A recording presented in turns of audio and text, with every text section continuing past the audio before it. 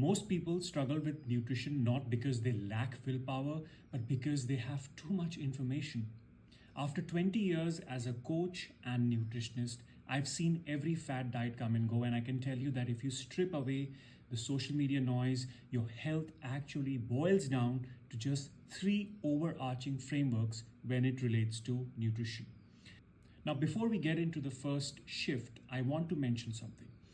If you feel like that you have been spinning your wheels with your diet because of all the conflicting advice out there, I've put together a free course called 21 Nutrition and Diet Planning Myths and Mistakes. It's basically my 2 decades of experience condensed into actionable lessons. So if you want to stop the guesswork, just comment the word mistakes below and I will send you the link directly to enroll in that course. So the first shift is to reduce your cognitive load. Now, most people fail their diet because of decision paralysis. Every single morning you ask yourself, what should I eat? By the time evening rolls around, your brain is tired from making decisions all day and your willpower is drained and you end up ordering a pizza. So my first rule is eat the same meals every single day. For example, I have eaten steel-cut oats with nuts and seeds for breakfast for over a decade now. And this meal is nutrient-dense, it tastes great, and most importantly, it keeps me satiated for at least 6 hours. I do not have to think about breakfast. I just simply execute. Of course, you don't need to eat oats. Maybe for you, it's poha or maybe, a moong dal chila. The key idea is to find 3 to 4 core meals in total that you can truly look forward to eating every single day. Master them, make them delicious. In the end, when you stop having to choose what to eat every few hours, you eliminate the chance of choosing something unhealthy. The second shift is the 90% homemade rule. We have become a generation that is very good at rationalizing. We order a quinoa burger and tell ourselves that it is healthy, ignoring the fact that the patty was likely deep fried in inflammatory vegetable oils and batch cooked days ago. Now, most restaurant food, even the stuff presented as healthy, is tamasic. It is heavily processed and lacks the prana, which is the life force of fresh food.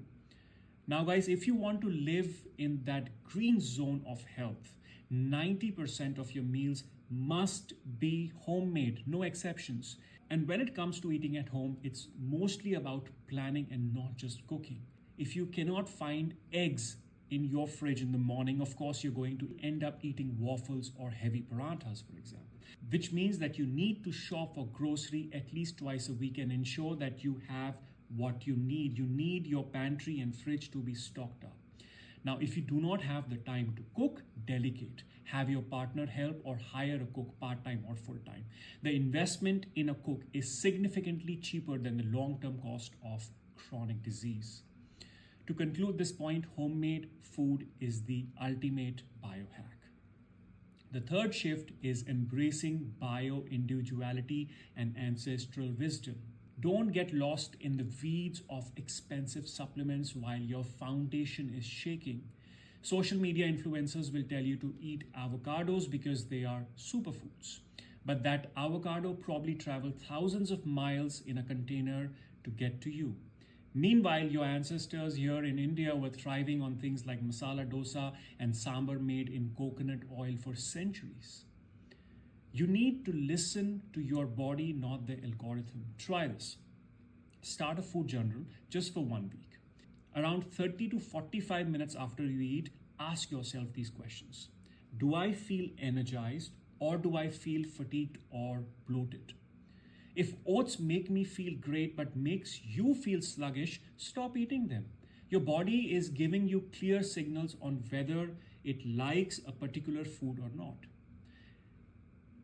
Bottom line is that you need to start eating local, eat fresh, and eat what is in alignment with your culture.